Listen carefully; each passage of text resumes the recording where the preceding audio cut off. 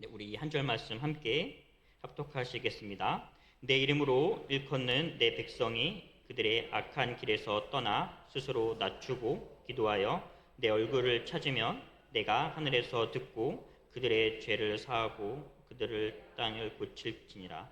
아멘. 저는 청년부 담당 목회자입니다. 그리고 또 여전도회를 섬기고 있습니다. 여전도회를 섬기면서 참 많은 일들이 있었는데 한 가지 있었던 일은 바로 오늘의 일이기도 합니다.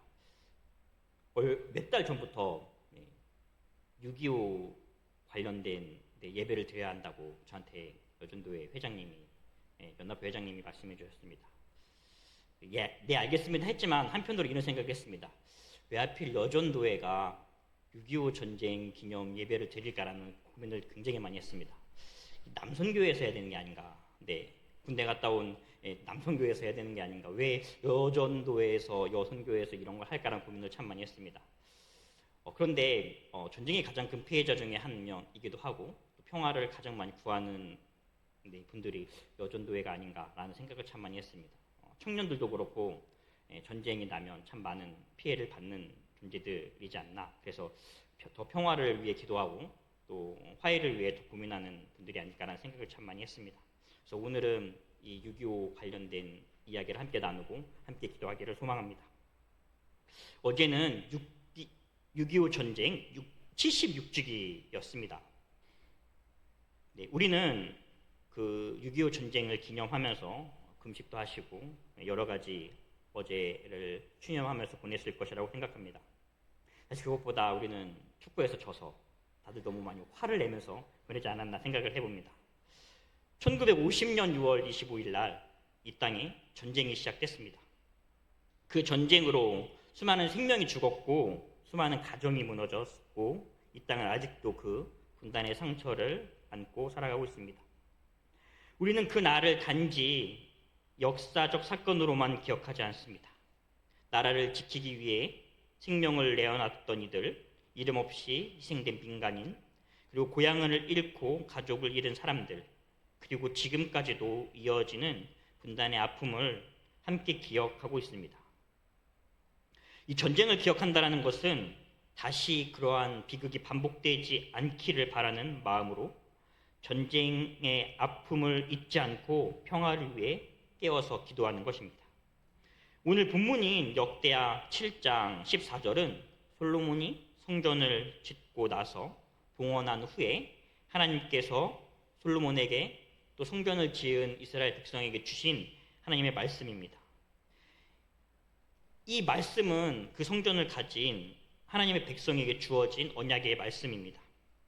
그러므로 우리는 이 말씀을 오늘 우리 대한민국에 단순히 그대로 적용하는 것은 사실 조심해야 합니다.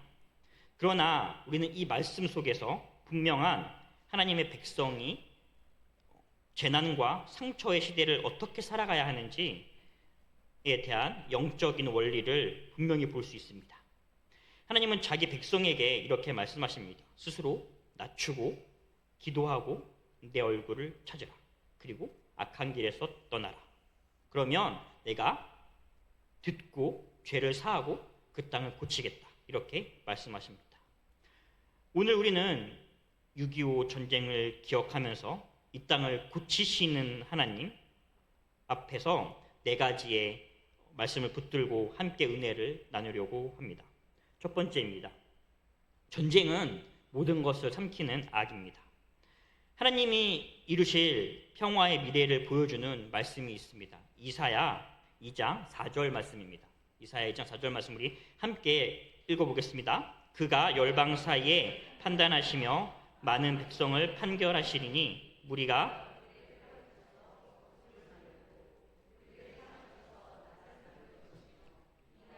저 나라가 다시는 칼을 들고 서로 치지 아니하며 지는 전쟁을 연습하지 아니하리라. 아멘. 하나님이 다스리는 세상에 칼은 칼로 남지 않습니다. 창은 창으로 남지 않습니다. 사람을 죽이는 도구가 사람을 살리는 도구로 바뀝니다. 전쟁이 일어나면 우리는 일어나 싸워야 합니다.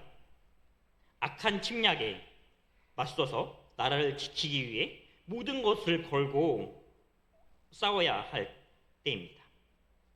6.25 전쟁은 그 속에서 수많은 사람들이 이 땅을 지키기 위해 자신의 젊음과 생명을 내어놓았습니다. 우리는 그 희생을 결코 가볍다라고 말할 수 없습니다. 그러나 그렇다고 해서 전쟁 자체가 선한 것은 아닙니다. 전쟁은 언제나 비극이며 죄가 남긴 깊은 상처가 있습니다. 전쟁은 승리를 위해 모든 것을 다 걸게 만듭니다. 그리고 그 과정에서 너무나 많은 것들을 삼킵니다. 전쟁은 사람의 생명을 삼키고 전쟁은 가정을 삼킵니다. 전쟁은 미래를 삼킵니다. 전쟁은 사람의 마음까지도 삼킵니다. 전쟁터에서 살아남은 사람도 전쟁의 기억에서 쉽게 벗어날 수 없습니다.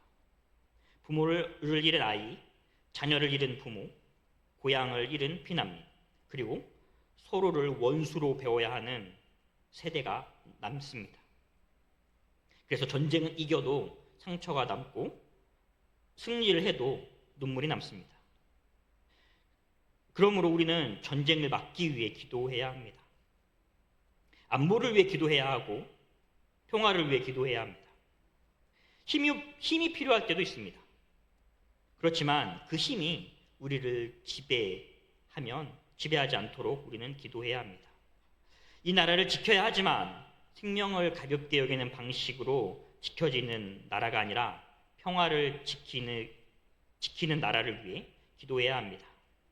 하나님이 보여주시는 마지막 그림은 칼과 창이 아니라 보습과 낫입니다. 죽음의 도구가 생명의 도구로 바뀌는 세상입니다. 우리는 그 하나님의 나라의 방향을 붙들고 함께 기도해야 합니다. 두 번째는 전쟁은 끝난 뒤에도 오래 남는 상처라는 것입니다. 성경은 전쟁이 끝난 뒤에 공동체가 어떻게 무너지는지를 보여주는 이야기가 있습니다. 사사기 마지막의 이야기입니다. 이스라엘이 베냐민 지파의 죄악에 맞서서 전쟁을 벌입니다. 그리고 그 전쟁이 끝납니다. 베냐민 지파가 거의 전멸했습니다. 그런데 전쟁이 끝난 자리에서 이스라엘 백성들은 통곡합니다. 우리 12지파 중에 한 지파가 사라지는구나. 그래서 그들은 회개하고 돌이킵니다. 그런데 그들이 그 베냐민 지파를 회복시키는 방법이 굉장히 충격적입니다. 그들은 하나님 앞에서 엎드려 하나님 우리가 어떻게 할까요?를 구하는 것이 아니라 스스로 그 해결 방법을 찾아 헤맵니다. 먼저 그들은 야베스 길랏을 공격해서 남자를 다 죽이고 거기 있었던 처녀를 끌고 와서 베냐민 지파에게 줍니다. 그것으로 부족하자 실로의 여인들을 잡아와서 베냐민 지파에게 줍니다. 그것이 사사 시대의 마지막의 이야기였습니다. 사사기는 이 이야기를 한 문장으로 이렇게 우리에게 말해 줍니다. 그때 이스라엘에 왕이 없으므로 사람이 각기 자기의 소견에 옳은 대로 행하였다. 이렇게 말하고 있습니다. 이것이 그때의 핵심이었습니다. 문제는 전쟁이 너무나 커졌다의 이야기가 아닙니다. 하나님이 왕이 되지 않으셨다라는 이야기입니다. 하나님의 얼굴을 구하지 않으니 사람의 소견이 왕이 되고 사람의 소견이 왕이 되다 보니 해결책 또한 폭력이었습니다. 열왕기하 7장 14절에서 하나님이 내 얼굴을 찾으라 라고 말씀하시는 이유가 바로 여기에 있습니다. 전쟁이 끝난 뒤에도 하나님의 얼굴을 구하지 않으면 사람이 자기의 소견에 옳은 대로 상처를 수습하고 전쟁을 수습하기 위해 또 다른 상처를 내고 또 다른 폭력을 가지고 옵니다. 사실 6.25 전쟁도 그랬습니다. 1953년 7월 27일 정전협정으로 총성은 멈췄습니다. 하지만 그 이후에 상처는 멈추지 않았습니다. 이산 가족의 눈물은 계속됐고 전쟁의 기억은 계속됐습니다. 남과 북은 분단해서 계속해서 서로 싸우고 서로를 향한 두려움을 키우고 전쟁의 무기를 만들고 서로가 서로를 속이는 그러한 일들을 계속해서 해왔습니다. 그래서 우리는 아직도 서로를 향한 두려움과 미움이 있습니다.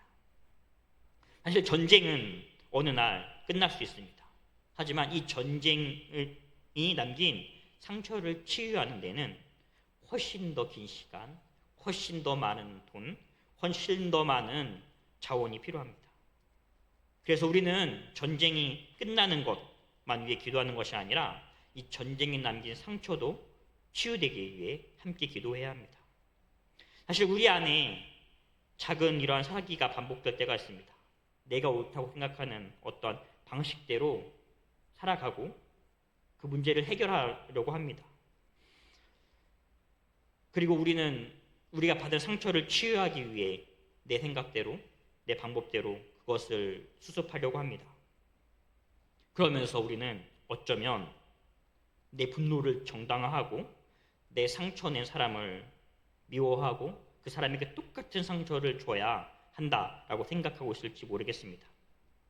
그러나 이러한 자기의 소견에 옳은 대로 행하는 길은 참된 회복을 만들지 못합니다. 참된 치유는 온전히 하나님을 왕으로 모실 때만 가능합니다.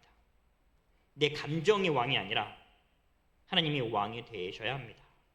내 분노가 왕이 아니라 하나님의 긍휼이 왕이 되셔야 합니다. 내 판단이 왕이 아니라 하나님의 말씀이 왕이 되셔야 합니다. 하나님의 말씀이 우리의 판단을 다스리고 하나님의 긍휼이 우리의 분노를 다스리게 해야 합니다. 그것이 이 땅의 전쟁 후의 치유를, 전쟁의 상처를 치유하는 방식일 것입니다. 세 번째입니다. 이 땅의 치유는 겸비한 회개와 기도에서부터 시작됩니다. 전쟁은 비극이고 그 상처는 오래 남습니다. 그렇다면 하나님의 백성은 이 자리에서 무엇을 해야 하는지 역대하 7장 14절이 우리에게 답을 주고 있습니다. 하나님은 먼저 이 본문에서 내 백성이라고 부르십니다. 세상이 먼저 변해야 한다라고 말씀하시기 전에 하나님의 백성이 먼저 하나님 앞에 서야 한다라고 말씀하십니다. 하나님은 이 본문에서 우리에게 네 가지를 말씀하십니다. 스스로 낮추고 기도하라. 내 얼굴을 찾으라. 악한 길에서 떠나라. 기도는 단지 하나님께 원하는 것을 요청하는 것, 그것이 아닙니다. 기도는 하나님 앞에서 나를 낮추는 일입니다. 내 생각이 절대적인 것처럼 말하던 그 자리에서 내려오는 것입니다. 내 분노와 내 판단을 붙들고 하나님께 나오는 것이 아니라 그것을 내려놓고 하나님의 얼굴을 찾는 것입니다. 그리고 하나님은 악의 길에서 떠나라 라고 말씀하십니다. 이 말씀은 굉장히 중요합니다. 하나님은 단순히 기도하는 백성을 찾는 것이 아니라 돌이켜 기도하는 백성을 찾으십니다. 우리가 평화를 말하면서도 한편에 미움을 키운다면 그것은 악한 길입니다. 나를 사랑한다라고 말하면서 하나님이 사랑하시는 어떤 사람을 쉽게 미워한다면 그것은 악한 길입니다. 전쟁의 상처를 기억한다고 하면서 그 상처를 가지고 분노와 편가르기의 도구로 사용한다면 그것은 악한 길입니다. 이산가족의 아픔, 전쟁의 세대의 상처, 탈북민의 고통, 다음 세대의 불안을 외면한다면 그것 또한 우리가 떠나야 할 무관심의 길이고 악한 길입니다. 우리는 이 길에서 떠나야 합니다. 미움의 길에서 떠나야 하고 무관심의 길에서 떠나야 합니다. 분열의 길에서 떠나야 합니다. 그리고 전쟁을 쉽게 말하는 그 언어에서도 떠나야 합니다. 그리고 우리는 하나님 앞에 나와 기도해야 합니다. 하나님, 이 땅을 고쳐주시고 하나님, 이 민족의 상처를 고쳐주시옵소서. 하나님, 우리의 마음에 남아있는 미움과 두려움을 고쳐주시옵소서. 하나님, 교회가 이 땅의 평화를 위해 깨어 기도하는 공동체가 되게 하옵소서라고 우리는 함께 기도해야 합니다. 우리는 이 땅을 고칠 수 없습니다. 정치도 필요하고 외교도 필요하고 국방도 필요하고 물질도 필요하고 자원도 필요합니다. 그러나 궁극적으로 이 땅을 고치는 분은 오직 하나님뿐이십니다. 그래서 우리는 그 하나님을 붙들고 나아가야 합니다. 네 번째입니다. 하나님이 고치시는 땅은 사랑과 예배가 회복되는 땅입니다. 역대하 7장 14절에서 하나님은 그들의 땅을 고치겠다라고 약속하십니다. 그럼 우리는 한 가지 더 물어야 합니다. 하나님의 고치시는 땅의 모습이 어떠한 모습입니까? 라고 물어야 합니다. 단지 전쟁이 어떠한 위협이 사라진 땅입니까? 형편이 나아서 안정을 찾는 땅입니까? 사실 이것도 복이긴 하지만 성경이 말하는 하나님이 회복하실 땅, 하나님이 고치시는 땅, 하나님이 치유하시는 그것은 이것보다 훨씬 더 깊습니다. 하나님이 고치시는 땅은 상처보다 사랑이 더 크게 말하는 땅입니다. 분열보다 화해가 더 크게 역사하는 땅입니다. 사람의 두려움보다 하나님을 향한 예배가 더 크게 울려 퍼지는 땅입니다. 골로새서 3장 12절 13절은 이렇게 말합니다. 우리 함께 읽어보겠습니다. 그러므로 너희는 하나님이 택하사 거룩하고 사랑받는 자처럼 긍휼과 자비와 겸손과 온유와 오래 참음을 옷 입고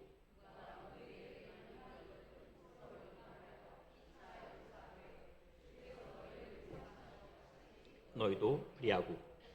골로새서 3장은 하나님의 백성이 긍휼과 자비와 겸손과 온유와 오래 참음으로 옷 입어야 한다라고 말합니다. 그리고 그 모든 것 뒤에 사랑을 덮어야 한다라고 말합니다. 전쟁에 참혹한 상처를 지나온 이 민족이 정말 고침을 받는다면 전쟁이 남긴 깊은 상처와 두려움을 하나님 앞에 가지고 나아가야 합니다. 그리고 하나님께서 주시는 긍휼과 화해의 길을 구해야 합니다. 사실 전쟁은 사람을 편으로 가릅니다. 이념은 형제를 원수로 만듭니다. 상처는 우리의 마음에 보복의 칼을 쥐어줍니다. 우리는 어쩌면 그 시대를 완벽히 해결하지 못하고 살아가고 있고 물려주고 있는 것 아닌지 모르겠습니다. 그러나 복음은 그 갈라진 틈 사이에 예수 그리스도의 십자가가 서고 그 십자가를 통해서 그것이 화해되는 길입니다. 복음은 미움의 언어를 사랑의 언어로 바꾸고 정죄의 손가락을 중보의 손으로 바꿉니다. 두려움의 그 자리를 두려움의 그 자리에 긍휼을 심습니다. 이 땅에서 미움을 넘어 사랑을 선택하기 시작할 때 막힌 담이 무너지며 하나님의 회복이 시작됩니다. 하나님 앞에 나아갈수록 우리는 우리 안의 미움과 상처마저도 주님께 맡겨야 함을 배우게 됩니다. 하나님이 약속하신 회복의 마지막 모습은 상처 입은 이 땅이 서로를 향한 미움에서 머무르는 것이 아니라 다시 하나님을 찬양하는 자리로 돌아오는 것입니다. 그러므로 우리는 하나님의 치유를 너무 작게 꿈꾸지 말아야 합니다. 단지 전쟁이 없게 해달라라는 기도에서 멈추지 말아야 합니다. 이 땅의 미움이 사랑으로 바뀌고 분열이 화해가 되고 깊은 두려움이 예배로 바뀌게 해달라고 우리는 기도해야 합니다. 하나님이 고치시는 땅은 멀리 있지 않습니다. 지금 이 자리에서 그 아픔을 품고 무릎 꿇는 한 사람이 바로 그곳에서부터 그리고 그 사람에서부터 바로 우리에게서 그 회복이 시작될 것입니다. 오늘의 이야기를 마무리하려고 합니다. 우리는 6.25 전쟁을 기억하면서 하나님 앞에 섰습니다. 우리가 기억하는 것은 단지 과거의 비극적인 사건이 아닙니다. 우리가 붙들려는 것은 앞으로 이 땅에 다시 전쟁이 오지 않게 해달라라는 그것, 하나만이지 않습니다. 전쟁은 죄가 남긴 어떤 깊은 상처입니다. 전쟁이 끝난 뒤에도 그 상처는 오래 남습니다. 그 상처의 치유는 하나님 앞에 겸비하게 엎드리는 회개에서부터 시작되며 하나님이 주시는 사랑과 예배로 회복됩니다. 우리는 오늘 함께 기도해야 합니다. 이 땅에 다시는 전쟁이 일어나지 않게 해달라고 기도해야 합니다. 분단의 상처가 치유해달라고 기도해야 합니다. 미움과 두려움이 다음 세대의 유산으로 남지 않게 해달라고 기도해야 합니다.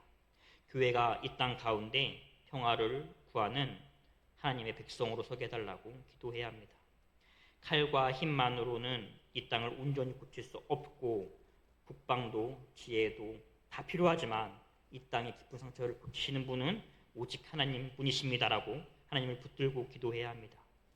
그러므로 우리 함께 자신을 낮추고 기도합시다. 하나님 얼굴을 구합시다. 악한 길에서 떠나고 그리고 이 땅을 고쳐달라고 하나님의 은혜를 간절히 구합시다. 그러면 하나님께서 이 땅을 우리의 기도를 통해서 고치실 것입니다. 우리 이 땅에 다시 전쟁이 일어나지 않고 하나님의 계절이 오기를, 그리스도의 계절이 오기를 기도합시다.